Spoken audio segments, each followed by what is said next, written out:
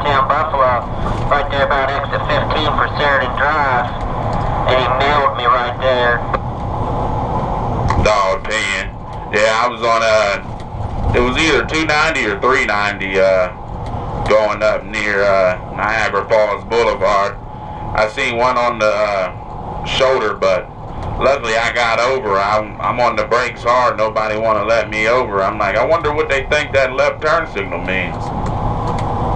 Oh yeah, there's always one up through there with the customer. I think they did that on purpose so they could try to get the customer and then get the driver for the failure to deal caution with stop or standing emergency personnel is what it is.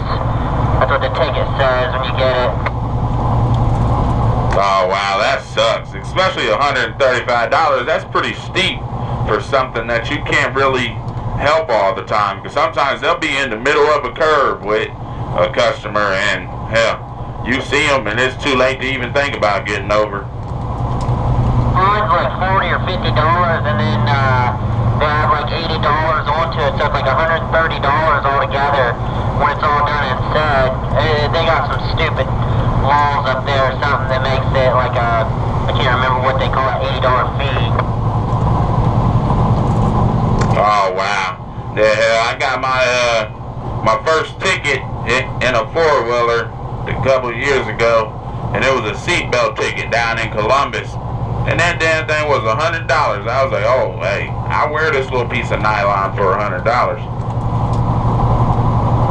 yeah, I've got a couple of those there, driver. They are, this is where I'm from, is Ohio. Yeah, they're not too fluent if you don't have your seatbelt on. They're going to nail you with it every time, but usually they'll try to tell you you're speeding here in Ohio every time they pull you over for that seatbelt ticket.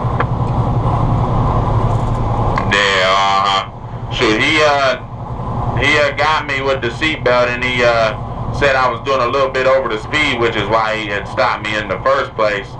But I told him, like, look, I swear I wasn't doing over the speed for nothing.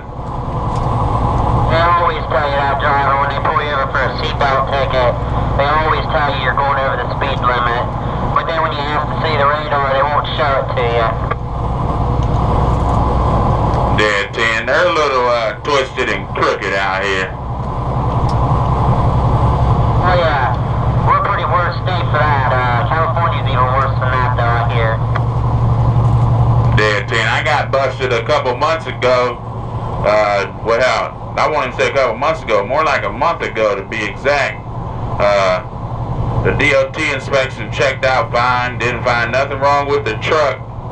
But when it came around, he wanted to see my fire extinguisher, nothing else. And sure enough, my fire extinguisher was discharged because a day or so before that, I'd seen a four-wheeler when I was delivering at one of my stores. A four-wheeler was smoking real bad. So I didn't really pay no mind at first. And then I looked over again because I smelled that smell. It smelled like wires. And I'm like, shit, that don't smell too bad. And sure enough, it burst right on up into flames. So I grabbed the fire extinguisher, ran over there and sprayed it out because it was just a little fuse box fire. But yeah, I helped somebody out and I had to pay the cost for it. How much they charge you for that there, driver? For having a fire extinguisher? They gave me 6 CSA points for that. I'm still waiting to see if I have to pay a fine for it. They said it would take up to 90 days because they had to well, I had to sign saying that I had fixed it and date it and mail it into Warner's safety department, and then they said it would take up to 90 days to know if I have to pay a fine or whatnot. Some states, if you fix it, your equipment violations the next day, they don't charge you nothing for it. Usually it's just dropped. No, 10. Yeah, I fixed it right then and there. The officer was real cool. He asked me, he was like, do you have another one? I was like, yeah, I have another one. He was like, well, just put this one in that one and just swap them out. I'm like, all right, I'll swap them out right now. You think you can just forget all about that? But nah, he didn't. He had to write me the ticket for it. And now you had another fire extinguisher He wrote you a ticket for having a discharge doing? Yeah, for having a discharged fire extinguisher. Even though I had a second one in the truck, he wrote me a ticket for having a discharged one. That's stupid because if it says fire extinguisher inside, it can mean that the fire extinguisher is anywhere in the truck. Oh, 10-4. Yeah, the one that was right next to my seat was drained completely. He said it's a one-shot fire extinguisher. I'm like, well, how am I supposed to know? I didn't know this thing. You get one shot at it and it just drains everything. Because I only sprayed a little bit of it, because my theory was spray a little bit, throw it back in the truck, I'm good to go. The needle still showed there was some in there, but he seen it was like halfway and was like, oh, I know this thing's empty, I'm gonna give him a ticket for it. Oh yeah, that's the sad truth. We don't have them but seat in this truck. Yeah, 10, I got one. My daggone talkback keeps going out. It's either a talkback or something wrong with this microphone. But I got one right beside my seat, and I got one behind the passenger seat,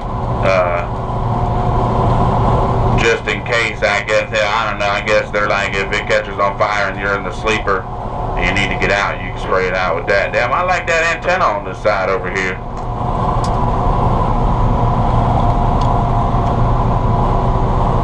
No doubt about that one there, driver.